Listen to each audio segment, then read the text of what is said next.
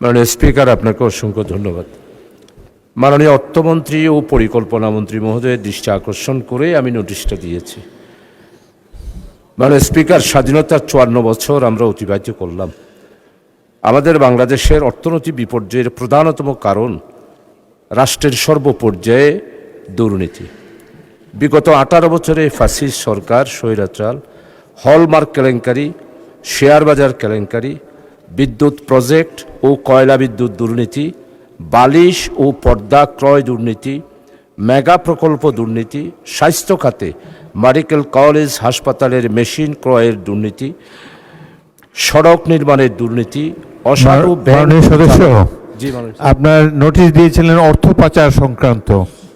না মাননীয় স্পিকার, আমি আজকে এটাই দিয়েছি, আমার নোটিশও এখানে আছে। অর্থ পাচারটা গতকালকে ছিল। এখন আপনি এটার উপর বলতে চান? যে এটার উপরেই বলতে চাই। অর্থ পাচারেরটা আমি আরেকবার বলবো।